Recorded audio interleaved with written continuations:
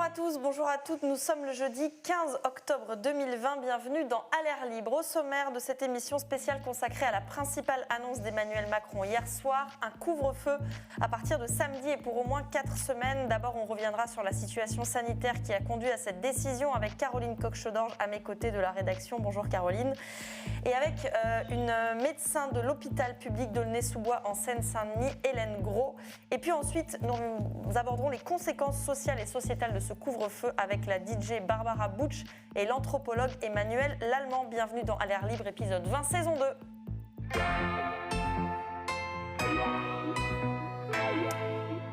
Métro, boulot, dodo, voilà en gros à quoi vont ressembler nos vies pendant les semaines qui viennent. Hier soir, Emmanuel Macron donnait plus de 40 minutes d'interview à la télévision sur la situation sanitaire en France et annonçait plusieurs choses, dont celle-ci. Un couvre-feu de 21h à 6h en vigueur dès samedi pendant au moins 4 semaines, voire 6, et peut-être plus, qui sait. Pour comprendre ce que ça implique, je suis donc avec toi, Caroline Coq-Chaudorge. Tu suis les questions de santé à Mediapart. Et nous sommes en ligne avec Hélène Gros. Bonjour Hélène. Gros. Vous êtes chef du service de médecine interne à l'hôpital public Robert Ballanger d'Aulnay-sous-Bois en Seine-Saint-Denis, l'un des départements de France les plus pauvres et où l'accès aux soins est compliqué et insuffisant. À toutes les deux, un mot pour qualifier l'intervention d'Emmanuel Macron hier. Caroline. Prévisible, hélas. Hélène Gros. En effet, on s'y attendait. Il est vrai que il y avait en sous-main l'hôpital public dans son discours sans être complètement mentionné de manière directe. C'est vrai, on va y revenir. La crise hospitalière était en sous-main. Exactement, c'était entre les lignes, c'était en creux, mais cela n'a pas été abordé de façon directe. On va y revenir. On va d'abord écouter un passage où il résume en quelque sorte la situation. Nous n'avons pas perdu le contrôle, nous sommes dans une situation qui est préoccupante et qui justifie que nous ne soyons ni inactifs, ni dans la panique. Cet objectif, de manière très concrète, c'est freiner le virus, c'est faire que ces 20 000 nouveaux cas par jour, on va devoir les ramener à 3 à 5 000 cas par jour, parce que là, on peut maîtriser. C'est que ces 200 entrées en réanimation, on doit aussi fortement les réduire, pour au fond revenir à un niveau de nombre de cas Covid en réanimation qui est de l'ordre de 10 à 15% d'honoraires au maximum, parce que là, c'est soutenable. Alors, le président de la République dit « on n'a pas perdu le contrôle ». Hélène Gros, est-ce qu'on n'a pas perdu le contrôle ? De l'épidémie, vous voulez dire ? De l'épidémie elle-même ? De l'épidémie et de comment on la gère ? Oui. J'ai pas entendu, pardon. J'ai dit de l'épidémie et de la façon dont on la gère. Alors, je crois que c'est une crise hospitalière. Je crois l'avoir déjà dit à plusieurs reprises quand on m'a posé la question. L'hôpital a du mal à faire face, c'est clair, mais ce n'est pas faute d'avoir alerté sur les difficultés de l'hôpital en amont de cette épidémie Covid. Et malheureusement, je trouve que l'exécutif n'aborde pas assez la question de cette manière-là. Et je crois qu'aujourd'hui, on serait capable de faire face si on n'avait pas sacrifié l'hôpital public depuis des années et des années. Et finalement, aujourd'hui, cette crise sanitaire ne fait que mettre en évidence une crise hospitalière qui est bien antérieure à l'arrivée de ce virus. Donc faire face, on aurait pu faire mieux face si on avait mieux préparé l'hôpital public, c'est-à-dire si on n'avait pas vraiment été dans une politique d'austérité qui fait qu'aujourd'hui l'hôpital, en effet, est en grande difficulté pour faire face à ce virus. Caroline, un couvre-feu, est-ce que ça va être assez ? Est-ce que c'est trop par rapport à la circulation, l'activité du virus ? Je dirais que c'est trop parce que c'est trop tard. Emmanuel Macron a parlé d'un objectif de 3 000 à 5 000 contaminations par jour. Aujourd'hui, on est à 20 000, même 23 000 ces derniers jours. Ça augmente très vite. Et en fait, il fait quand même l'aveu de l'inaction depuis mi-août, parce qu'on était dans ces chiffres-là, 3 000 à 5 000 à peu près à la mi-août. Donc c'est trop tard, voilà. Et est-ce que ça sera assez ? On espère. Alors, sur l'efficacité du couvre-feu, il se réfère à la Guyane, où il a été mis en place et où il a eu une certaine efficacité. Il y a une étude qui estime qu'il a baissé la circulation du virus d'un quart à ce moment-là. Alors, mais en même temps, on ne peut pas non plus projeter ce qui s'est passé en Guyane par rapport à la métropole, à l'Île-de-France, avec les niveaux de densité qui sont les nôtres, etc. Donc, on ne peut que croiser les doigts que ça soit suffisant. Voilà. Alors, on sait que 60% des clusters identifiés sont en milieu scolaire, universitaire et en entreprise et qu'ils correspondent à 10% des contaminations. Ça veut dire quoi? Qu'on est incapable de tracer 90% des contaminations et 40% des autres clusters? En fait, les clusters, c'est à partir du moment où sont repérés 3 cas positifs qui vivent ensemble dans une fenêtre de temps temporelle de 7 jours. Et à partir du moment où interviennent les cas un peu compliqués, où interviennent en général les ARS ou les médecins de Santé publique France. Donc c'est vraiment une toute petite proportion en fait des contaminations. Alors on arrive à tracer, l'assurance maladie qui fait du contact tracing réussit à tracer quelques cas qui sont plus limités, mais c'est vrai qu'il y a une grande proportion des cas positifs qui ne sont liés à aucun cas positif. Donc c'est pour insister sur le fait qu'en fait il y a une grande partie de l'épidémie qui nous échappe. On ne sait pas en réalité où ont lieu les contaminations. Donc on suppose que c'est le cadre privé qui en est à l'origine? Oui, c'est une supposition. À ce stade, c'est une supposition. Il n'y a aucune certitude en fait sur le fait que c'est bien dans le cadre privé qu'on lie la majorité des contaminations. On peut dire quand même pendant l'été, ça a vraiment été les événements festifs et familiaux qui ont porté l'épidémie pendant l'été. Aujourd'hui, ce n'est plus le cas. Ce sont dans les universités et les entreprises qu'ont lieu les principaux clusters. Voilà. Hélène Gros, hier, il y a eu plus de 40 minutes d'interview et pas grand-chose pour et sur les soignants, si ce n'est à nouveau des remerciements qui ne vont pourtant pas aider à ce que vos services ne soient pas débordés. Pourtant, dans cette crise, on pouvait estimer que ça avait à peu près bien commencé. Emmanuel Macron avait commencé par promettre des moyens en plus dès sa première prise de parole. La santé n'a pas de prix.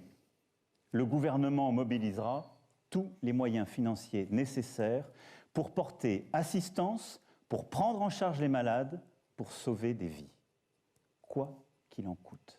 Le fameux « quoi qu'il en coûte », et c'était aussi le refrain du « quoi qu'il en coûte » 10 jours plus tard à Mulhouse. Qu'à l'issue de cette crise, un plan massif d'investissement et de revalorisation de l'ensemble des carrières sera construit pour notre hôpital. Des investissements, une revalorisation des carrières. Il ébauchait alors ce qui allait devenir le Ségur de la santé, un Ségur de la santé qui a été très largement jugé décevant. Et la semaine dernière, à nouveau interpellé par des soignants, c'est arrivé moult fois ces derniers mois, et bien pour la énième fois, il a rechuté. Il n'a pas pu s'empêcher de dire ça. Là, ce qu'il faut comprendre, de toute façon, c'est pas qu'une question de moyens, c'est une question d'organisation, ce que vous avez à vivre avec les unités Covid. Non. L'organisation, on sait s'organiser quand on a les moyens. Hélène Gros, est-ce que vous êtes désorganisée? Pardon, je vous pose la question volontairement en ces termes. Mais vous avez bien raison de la poser. C'est assez amusant d'entendre ce type de propos quand on sait que la première vague a été extrêmement brutale. L'hôpital n'a pas tenu, ce sont les individus qui ont réussi à résister à cette vague en se mobilisant. Voilà, la confraternité, la solidarité a fait que, en effet, on a réussi à prendre en charge les malades de manière... voilà, c'était la guerre, il faut être clair. Notre hôpital, il a été particulièrement submergé et on a su, par solidarité, s'adapter. Mais ça, c'était sur une période extrêmement brève. Période, si vous voulez, qui a été supportable justement parce que c'était sur un temps court. Maintenant, l'organisation. Quand aujourd'hui, on est dans une situation très différente, l'épidémie évolue beaucoup plus lentement pour nous aujourd'hui, c'est-à-dire que les malades arrivent plus progressivement, c'est moins brutal, mais il faut ouvrir des unités Covid pour s'en occuper. Aujourd'hui, quand on met en place, donc on a des cellules de crise, on a des réflexions communes pour savoir comment absorber cet afflux de malades. Et aujourd'hui, quand vous essayez de vous organiser, comme nous dit le président de la République, eh bien, vous avez comme réponse qu'il n'y a pas de personnel. C'est-à-dire quand vous dites on va ouvrir une unité supplémentaire pour prendre en charge cet afflux de malades Covid, la réponse est très simple, il n'y a pas de personnel pour ouvrir. Donc, vous avez beau essayer de vous organiser, si on ne vous donne pas les moyens de le faire en être humain, eh bien, ce n'est pas possible. Même si vous dites, écoutez, moi, je vais bosser 2 fois plus parce que, voilà, on est dans une crise sanitaire, évidemment, on va se donner de nous-mêmes. Ça peut se faire sur un temps court, ça peut se faire sur un temps de quelques mois, ça peut pas se faire sur un temps trop prolongé, sinon on a un épuisement des équipes, mais vous n'avez pas les moyens. On a essayé d'ouvrir des ailes, ne serait-ce que sur les ailes qui sont aujourd'hui ouvertes, on n'a pas les personnels suffisants. Quand vous avez une infirmière qui s'occupe de 11 malades Covid alors qu'elle devrait être 1 pour 6, déjà vous mettez les équipes sous pression et du coup vous avez plus d'absentéisme, plus d'arrêts maladie et des soignants qui quittent l'hôpital public. Donc il faut se rendre compte de cette réalité du terrain. Donc moi, entendre le mot organisation, ça me fait sourire aujourd'hui. Évidemment que cette politique qui a tué l'hôpital public, elle remonte à 20 ans et que le gouvernement a fait la responsable de tout ce qui se passe aujourd'hui. Mais dire que c'est aujourd'hui une question d'organisation me semble déplacé. C'est évident aussi qu'ils ont mis en place une plateforme de gestion des renforts ressources humaines de l'ARS. Notre hôpital a fait 5 demandes par jour depuis plusieurs jours. On n'a eu aucune réponse. C'est-à-dire que quand on demande des renforts en ressources humaines infirmiers, on ne les obtient pas. L'intérim ne répond plus. Moi, je veux m'organiser, mais si je n'ai personne en ressources humaines, je ne peux pas organiser les choses.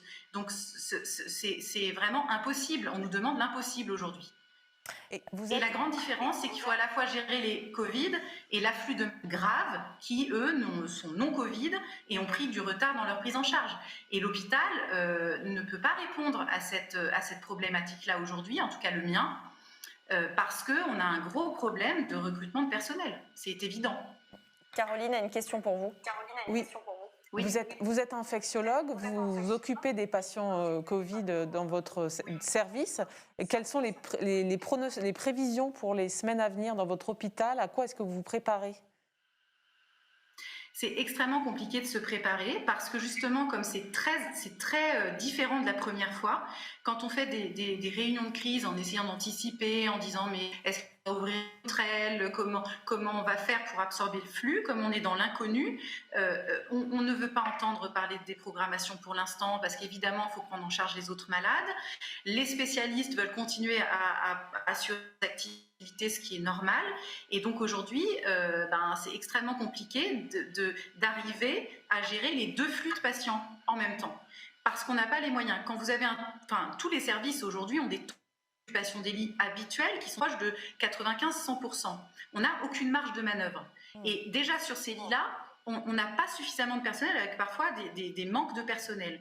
Pour vous donner un exemple, samedi soir, dans mon unité, j'ai donc 27 malades. Eh bien, j'ai une infirmière de nuit pour 27 malades, dont 11 Covid. Ce n'est pas possible. Donc, si vous voulez, quand en plus on se dit qu'il va peut-être falloir augmenter notre capacité d'accueil des malades Covid, on ne sait pas comment on va pouvoir faire. Donc, si on n'a pas une aide extérieure, on est face un peu à un mur en fait. Et donc entendre parler d'organisation quand on n'a pas les moyens de le faire, c'est un petit peu difficile à entendre.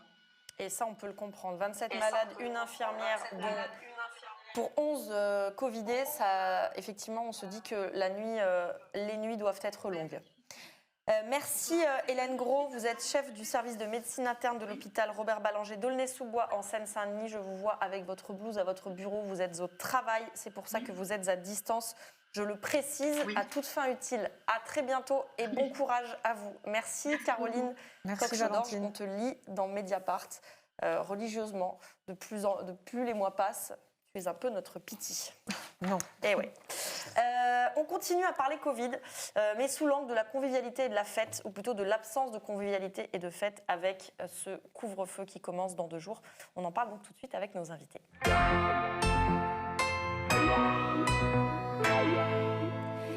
Emmanuel Allemand, bonjour. Bonjour. Vous êtes anthropologue, spécialiste de la ville, mais si on vous a invité, c'est surtout parce que vous avez coordonné ce numéro de la revue Socio-Anthropologie titré « Éclat de fête » paru en 2018 aux éditions de la Sorbonne. Barbara Butch, bonjour, vous êtes en ligne avec nous, on vous voit. Vous êtes DJ, donc à l'arrêt depuis quoi, 7-8 mois ? Depuis le mois de mars. Depuis le mois de mars, ça commence à faire un petit moment. Voilà, donc la fête est bel et bien finie. Hein, à écouter le président, ce n'est pas utile de danser, ce n'est pas utile de voir ses amis ou de la famille jusqu'à tard le soir, ce n'est pas utile de ne pas se sentir seul, d'oublier les soucis et le quotidien. Avec ce couvre-feu qui touche donc l'Île-de-France et 8 grandes métropoles, ça fait environ 20 millions de Français qui sont ramenés à leur stricte utilité économique et à leur état de santé. Non malade qui peut aller travailler versus malade qui doit s'isoler. À toutes les deux, ce couvre-feu, comment est-ce que vous le prenez d'abord à titre personnel, Emmanuelle ? À titre personnel, je le prends effectivement comme le cheminement vers quelque chose qui rétrécit nos vies et qui rétrécit notre quotidien. Et d'ailleurs, la fête, on le voit, c'est pas du tout quelque chose qui finalement est en rupture avec notre quotidien, c'est quelque chose qui est en continuité. En touchant au rassemblement festif, on touche à notre quotidien, à notre routine, et c'est en cela que c'est assez violent, effectivement. Barbara ? Alors moi, de mon côté, je trouve que c'est en fait, c'est vraiment une entrave à nos libertés, et dans une société où il est de plus en plus difficile de trouver des moments où on peut lâcher prise, se retrouver entre nous, se retrouver autour de même juste un apéro, qu'aujourd'hui on soit privé de tout ça, fait qu'on isole encore plus les plus isolés, et du coup on se sent de moins en moins en vie. Est-ce que, et le couvre-feu, le mot lui-même, il vous inspire ça, Barbara ? Le mot lui-même de couvre-feu, c'est comme un couvercle qu'on met sur la vie, d'une certaine manière ? Moi, je trouve que, en plus, en fait, si vous voulez, c'est comme si on était les responsables du Covid et toutes les décisions qui ont été prises jusqu'à présent, alors que, en fait, les responsables, pour le moment, en fait, on parle que de faire un couvre-feu, d'empêcher les gens de se voir. Or, on ne parle pas du fait qu'il n'y a pas plus de lits dans les hôpitaux, qu'il n'y a pas plus de soignants. En fait, c'était ça qu'il aurait fallu prévoir, plutôt que isoler tout le monde et restreindre les libertés de chacun.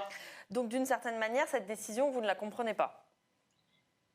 Non, je ne la comprends pas du tout. Enfin, dans la manière dont elle est faite, je ne la comprends pas. Soit on fait un confinement et du coup, voilà, on sait ce qui se passe, et tout le monde est confiné et point barre. Soit, en fait, on laisse chacun faire en fonction de sa responsabilité, en fait. Mais c'est surtout que je ne comprends pas comment ça se fait que des facs qui font des super gros clusters ne sont pas fermés, que les gens continuent à aller travailler, à prendre le métro, alors que là, c'est quand même... on a plus de risques à attraper le Covid dans le métro qu'à un dîner à 6 personnes ou 10 personnes.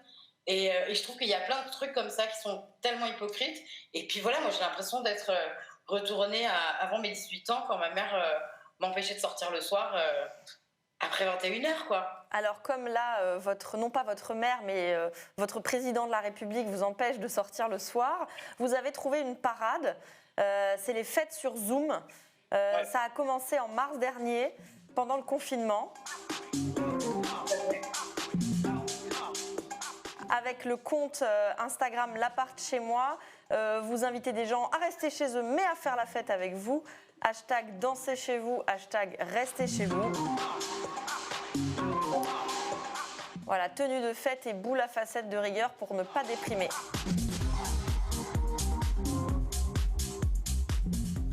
Ouais, mais du coup, en fait, ces fêtes, c'est vraiment quelque chose qu'on a lancé tout de suite au début du confinement, parce qu'on s'est dit que le climat est très anxiogène, et que d'être privé de voir nos proches ou de faire des rencontres et tout ça, ça va être très difficile à vivre. Du coup, on a mis en place ces fêtes qui ont très très bien marché et qui étaient finalement nécessaires pour beaucoup d'entre nous. Et en fait, là, on a décidé du coup de les relancer parce que c'est pour permettre voilà, une nouvelle fois aux gens de au moins lâcher prise chez eux, même si on n'a pas le droit d'entendre la musique de dehors, ils pourront mettre la musique comme ils l'entendent et refaire la fête au moins de cette manière, parce que c'est le seul moyen qu'on a de se retrouver, c'est de faire des apéros virtuels ou des choses comme ça. Donc créer du lien entre les gens à l'intermédiaire de Zoom, on s'est dit que c'était déjà une parade. C'était déjà ça. Et la prochaine, donc, c'est samedi 24 octobre. Emmanuel Lallemand, vous signez dans l'ouvrage que j'ai présenté au début de l'émission, enfin à votre arrivée, un article titré « Que la fête s'éclate » et qui commence ainsi. L'époque n'est plus à la fête et, dit-on souvent ici et là, on ne s'y éclate plus. Quand vous écrivez ces lignes, on est en 2018 et les cicatrices du Bataclan ne sont pas refermées, elles ne le sont d'ailleurs toujours pas. Mais vous insistez sur le mouvement qui a suivi les attentats et notamment cette femme qui brandit « Paris est une fête » d'Ernest Hemingway et qui dit « Parce que nous sommes une civilisation très ancienne, nous porterons au plus haut nos valeurs ». On se souvient du hashtag Tous en terrasse. La fête était alors une valeur républicaine, incontestée, incontestable, et elle est aujourd'hui quasi une menace sanitaire à neutraliser. Absolument, c'est-à-dire que pendant très longtemps, malgré notamment la menace terroriste, les fêtes n'avaient pas du tout été annulées. Au contraire, il y avait une forme comme ça de résistance et de plus grande envie de faire la fête. Et là, on voit que c'est la première fois, et du coup, au-delà de l'expérience personnelle, on voit à quel point ça nous renvoie à d'autres époques, soit des époques plus moyenâgeuses, soit des époques plus insurrectionnelles. Donc on voit que c'est autre chose qui se met en place, à la fois du contrôle social, effectivement, qui est à l'œuvre actuellement. Je n'ai pas à juger s'il est nécessaire ou pas. Moi, je le regarde avec mes yeux d'anthropologue et je vois effectivement que toute cette période, elle nous montre à quel point la fête, c'est une nécessité. C'est-à-dire que ce n'est pas du tout quelque chose de superfétatoire qui serait en dehors de nos vies, qui serait juste le en plus, le supplément d'âme de nos vies, mais ça constitue quand même beaucoup nos vies d'êtres sociaux. Alors pas forcément la fête dans tout ce qu'elle a de brillant, de splendeur, de débordement, mais ce qu'on appelle le rassemblement festif, qui peut aller du petit rassemblement familial jusqu'aux grandes fêtes qui sont organisées très bien par nombre de professionnels. Donc ça révèle effectivement cette nécessité absolument vitale d'être ensemble sur un mode festif, même si ce ne sont pas forcément de grandes fêtes. Sauf que pour Emmanuel Macron, c'est pas du tout comme ça qu'il voit la fête et la convivialité. Il ne place pas la fête dans la même catégorie que vous, il la place ici, la fête. Il ne faut jamais oublier qu'on vit ensemble. Et je pense qu'il faut qu'on réussisse à réduire nos contacts un peu inutiles, parfois nos contacts, pardon de le dire comme ça, mais les plus festifs, mais qu'on continue à avoir une vie sociale. Au travail, où on sait bien se protéger parce qu'on a maintenant la règle du masque, à l'école, au lycée, à l'université, dans les associations, parce que c'est la vie. Donc je résume, la vie sociale, d'une certaine manière, c'est le travail et l'école, et le reste, c'est festif et c'est inutile. Je résume un peu à gros traits sa pensée, qui est complexe, on le sait tous. Mais voilà, et j'imagine que vous n'êtes pas trop d'accord avec ça. Moi, je le vois du point de vue non pas de la nécessité uniquement sanitaire ou bien même du fait économique.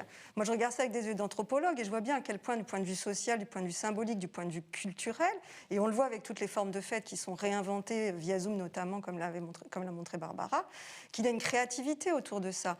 Et que si on est des êtres sociaux, eh bien, c'est autour de ces moments-là que ça se joue, que ça se propage, ce qui fait que quand même, on est quand même une société, parce que l'idée d'être une société, c'est pas seulement effectivement être dans ce type de responsabilité qui nous a été décrite ou assénée hier soir, mais dans une responsabilité de prendre soin aussi des autres, être dans le care et dans le soin des autres. C'est peut-être aussi savoir être avec eux sur un mode sociable, convivial et festif finalement. Alors c'est vrai que là, il y a une sorte de restriction, et c'est ça qui paraît aussi un contrôle social très très fort et assez inédit sur le fait qu'on ne doit se voir qu'entre proches, qu'entre gens connus, c'est-à-dire que c'est vraiment le règne de l'entre-soi. Alors que la fête, c'est aussi le fait de rencontrer des gens qu'on ne connaît pas, c'est une vraie rencontre avec l'inconnu, avec l'étranger. C'est en fait le mode urbain, c'est-à-dire la différence dans la proximité, c'est la définition de la ville. Et là, on voit bien qu'il y a quelque chose qui est complètement entravé et qu'on est plutôt des hommes et des femmes de l'espace public aussi, beaucoup. Et c'est vrai que là, c'est rendu aussi impossible pour des raisons qui sont sans doute légitimes et compliquées à comprendre, sans doute. Oui, ça peut être les deux en même temps, légitime et compliqué à comprendre. Barbara Butch, pardon. La fête n'est pas inutile. Pourquoi elle est utile? Pourquoi elle est peut-être même vitale, pourriez-vous nous dire? En fait, c'est pas seulement la fête dans le terrain de danse, tout ça, c'est vraiment, je pense que c'est les espaces de rencontre. Moi, par exemple, qui suis issue de la communauté LGBT, pour les personnes LGBT qui sont souvent mis à l'écart, isolés par leur famille, je vois beaucoup de jeunes qui sont tout seuls et tout ça, qui sont dans des situations de précarité, tout ça. En fait, on a besoin d'espaces où on peut se rencontrer, échanger, se retrouver. Alors, pas forcément autour des litres d'alcool et une piste de danse bondée, mais au moins pour créer du lien social et pour éviter que les personnes se sentent isolées. En fait, on ne peut pas dire que le seul moment de sociabilité, c'est l'école ou le travail, quand on sait qu'il y a une grande partie de la population qui se fait harceler dans les espaces de travail ou à l'école, qu'il y a des tonnes de violence et que forcément, on a besoin d'aller rencontrer des gens qu'on aime, des gens qui sont de nos communautés, et faire des échanges pour lâcher prise, parce que en fait, on est tous, tout le monde est un peu dans une... c'est comme si on était tous dans une cocotte minute, et forcément, le soir, pourquoi il y a les after-work et des choses comme ça? En fait, les gens sont tellement oppressés dans leur travail aujourd'hui que le soir, on a envie quoi, de retrouver les gens, des gens, de rencontrer, d'échanger, juste pour lâcher prise et être un peu plus serein sur la suite. Sauf que là, en fait, on n'a pas de prise sur rien. Ouais, il n'y a pas de suite là. Il n'y a pas de suite. Il n'y a pas de suite. Vous parlez de la jeunesse, des jeunes. On va écouter Emmanuel Macron. Il l'a reconnu lui-même hier. C'est très difficile pour la jeunesse aujourd'hui. C'est dur d'avoir 20 ans en 2020. Oui. C'est dur. Donc je donnerai jamais de leçons à nos jeunes. Parce que ce sont ceux qui, honnêtement, vivent un sacrifice terrible. Je ne leur demande pas d'avoir moins d'amis. On va devoir faire un peu d'effort, c'est-à-dire se voir moins nombreux en même temps. Et essayer aussi d'avoir cette règle, de se protéger les uns les autres. Alors, il n'y a pas que les jeunes qui font la fête. Hein. Toutes les générations, en fait, qui sont touchées. Ouais. Attendez, Barbara, oui, pardon, allez-y. Non, mais en fait, c'est toutes les générations qui sont touchées par ça. C'est pas seulement les jeunes. C'est ce que j'allais dire. Qui ont envie de se retrouver, qui ont envie d'échanger. C'est toutes les générations. Tout le monde aime se retrouver au restaurant, dans un bar ou avec des amis, autour d'un barbecue, enfin, que sais-je. Et il faut arrêter de mettre toutes ces responsabilités sur les jeunes. Enfin, ils ont bon dos, quoi. Ouais, alors il y a plusieurs choses sur les jeunes. En effet, il n'y a pas que les jeunes qui sortent, mais la jeunesse, quand on a 16, 17, 18 ans, on est dans la découverte de cette liberté, la découverte de cette possibilité d'aller et venir et de se faire ces expériences. Donc peut-être que la fête et cette vie sociale, elle est particulièrement dure pour les jeunes, c'est particulièrement dur pour les jeunes d'en être privés. Qu'est-ce que vous diriez à ces jeunes dont vous disiez tout à l'heure que la jeunesse LGBT qui n'a pas forcément d'espace familial pour s'exprimer a besoin de ces espaces de sociabilité et d'amitié? Eh bien, moi, en fait, je sais pas, on a tous été jeunes, on a tous été, j'imagine, un peu... contre les autorités et tout ça, je me serais toujours débrouillée pour aller voir mes copains, pour organiser des soirées pyjama à Dites. En fait, il faut qu'ils créent des nouveaux espaces où ils puissent se retrouver, même si c'est pas... Si on va dire que c'est irresponsable de ma part, je pense que je préfère que les jeunes arrivent à se retrouver et à créer du lien social plutôt que les voir déprimés et comme la plupart des personnes LGBT, par exemple, se jeter sous des ponts... parce qu'ils sont complètement exclus de la société, et là encore plus, quoi. Vous diriez aux jeunes de faire quoi, le couvre-feu buissonnier, d'une certaine manière? Moi, je pense qu'on va tous le faire. Ah ouais? Ouais, je pense qu'il va y avoir un truc comme ça, où il y a des nouvelles invitations qui vont se créer, des espèces de soirées pyjama, on est invité à dîner, on reste dormir chez l'autre. Enfin, de toute manière, il y a des... je pense que ça va être... il y a plein de gens qui vont prendre des décisions un peu sur ce modèle. En fait, on sait tous les risques qu'on prend, en fait, et on sait tous qu'est-ce qu'il ne faut pas faire pour limiter la propagation du virus. On sait qu'il faut mettre un masque, qu'il faut se laver les mains, qu'il faut éviter d'aller voir les personnes âgées. En fait, il faut arrêter de nous prendre pour des irresponsables, en fait. Et puis, je sais pas moi, pour des cons, quoi. Je vous vois acquiescer, ou en tout cas, oui, acquiescer, Emmanuel Lallemand, vous voulez peut-être réagir. Oui, sur plusieurs aspects de ce que vient de dire Barbara, c'est-à-dire que oui, la fête, c'est pas que pour les jeunes, mais il est vrai quand même que c'est un espace de socialisation extrêmement important dans notre société. Elle parlait des communautés, effectivement, c'est très important pour se socialiser en tant que, faire partie d'une communauté, être jeune, c'est quand même un peu des rites de passage quand même, les fêtes.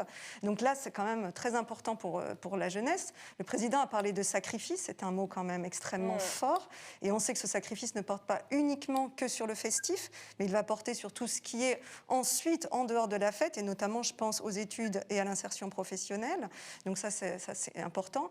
Et puis aussi, cette manière de se dire la fête, ce n'est pas que du débordement, effectivement. La fête, ça a toujours été quelque chose, finalement, très sérieusement organisé. C'est toujours très codifié. Les fêtes, on sait que pour pas que ce soit raté, il faut qu'il y ait un certain nombre de choses mises en place. C'est assez ritualisé, finalement, les fêtes. Donc, les considérer tout d'un coup comme quelque chose qui produit du chaos, du débordement, de la dépravation, de la dégradation, voilà.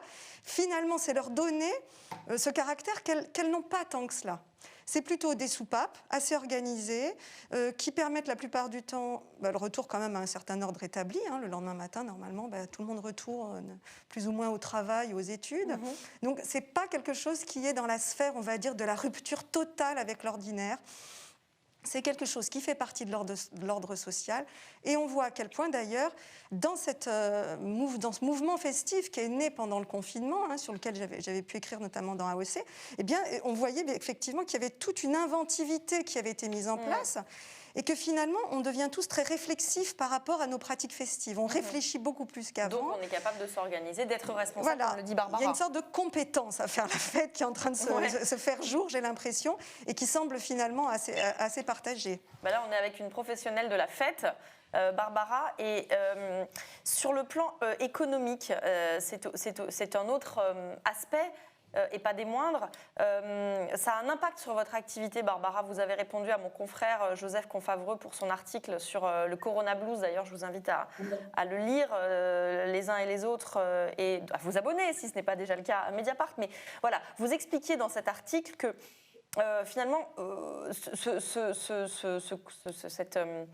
cette privation de culture, de fête, de convivialité, elle frappe toute une industrie. Elle frappe des salariés, le théâtre, les festivals, tous les travailleurs. Et vous n'avez pas forcément, Barbara, le statut d'intermittent, car on vous incite à faire des factures, voire on vous paye au noir. Donc en fait, là, vous avez zéro filet de sécurité. Ouais, en fait, on est complètement précarisé, dans le sens où, en fait, comme il y a une espèce d'institution qui s'est installée depuis très longtemps maintenant, depuis quelques années, donc en fait on parle beaucoup du statut d'intermittence, des privilégiés d'intermittence et tout, alors qu'en fait il y en a de moins en moins, puisque aux artistes ou même aux gens qui travaillent, pas forcément aux artistes mais aux techniciens, on demande de facturer. Donc forcément on se met dans un statut d'auto-entrepreneur. Quand on est auto-entrepreneur, on paye des charges. Donc des charges, c'est 23%.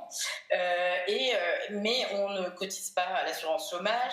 Et de fait, dans des situations comme celle-ci, on n'a pas de soupape de sécurité, quoi. Moi, par exemple, j'ai touché quelques aides, mais vraiment très minimes, de la part de l'URSSAF pour m'aider à payer mes charges.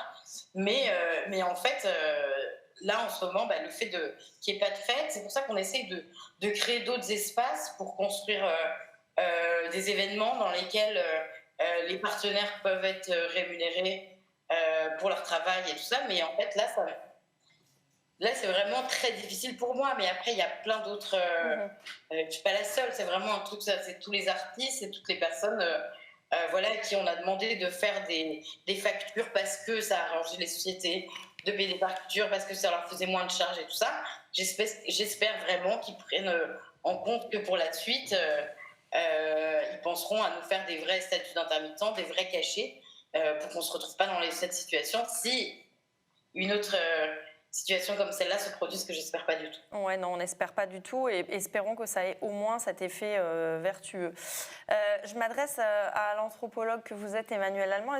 Qu'est-ce que ça dit de notre société de dire, vous ne dînez pas à plus de 6, comme le demande le président Macron. En revanche, continuez de vous entasser dans les transports pour aller travailler. Ça, il ne le dit pas, mais de fait, c'est la réalité. On le voit tous les jours notamment à Paris, quand on va prendre le métro?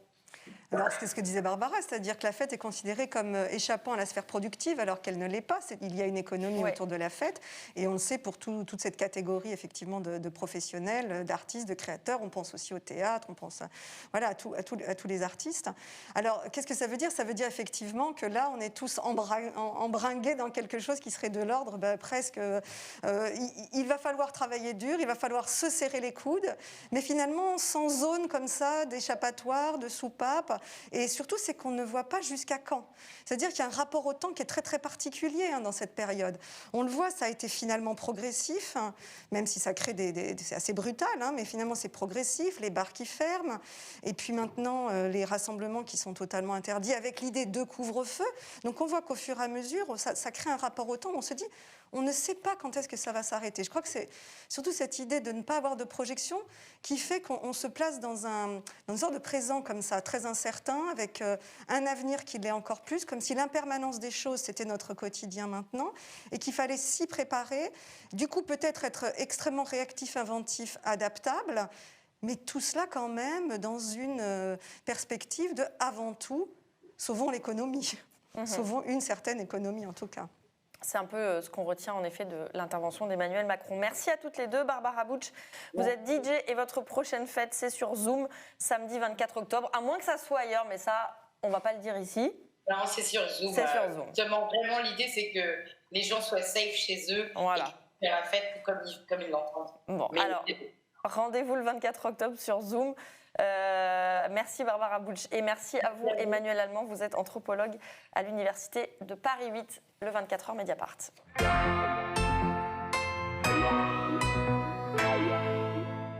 Si vous n'avez pas lu Mediapart, petit résumé de ce qui s'y est dit ces dernières 24 heures. On vient d'en parler longuement, mais séance de rattrapage possible avec Hélène Salvi qui a bien écouté Emmanuel Macron hier soir et en retient le même constat que nous et nos invités. Les Français doivent bosser, la convivialité est mise sous cloche. Ludovic Lamont revient sur les négociations en cours entre la Grande-Bretagne et l'Union européenne pour finaliser le Brexit, sommet qui se tient à Bruxelles et qui devrait surtout entériner que ces négociations sont parties pour durer. Quelle surprise! Dans le club, on lira avec intérêt la tribune signée par 2 associations de journalistes, l'AJL et Prenons la Une, ainsi que le collectif féministe contre le cyberharcèlement. Un texte qui dénonce la vague de haine sexiste et lesbophobe contre Alice Coffin, autrice d'un essai Le génie lesbien et dont certains propos tronqués ont été massivement diffusés dans certains médias. Demain, à l'air libre, cède la place à Fabien Escalona et Romaric Gaudin pour leur entretien avec Alain Beer, premier d'une série sur le capitalisme en crise. Samedi, nous vous proposons la captation d'un spectacle d'Anouk Grimbert annulé à cause du Covid. Il s'agit d'une lecture des écrits bruts, écrits d'aliénés qu'elle a retrouvés dans des hôpitaux psy ou dans les archives du musée d'art brut à Lausanne. C'est beau, inventif et émouvant. Et puis dimanche, entretien croisé mené par Rachida El Azouzi entre une fille, Dorothée Myriam Kellou, et son père à propos des camps de regroupement de l'armée française pendant la guerre d'Algérie. Nous, on se retrouve dans 2 semaines. À l'air libre, faites une petite pause. On se retrouve pour inaugurer une semaine largement consacrée à la présidentielle américaine de début novembre. D'ici là, prenez soin de vous. À bientôt. Bonne soirée à toutes et à tous.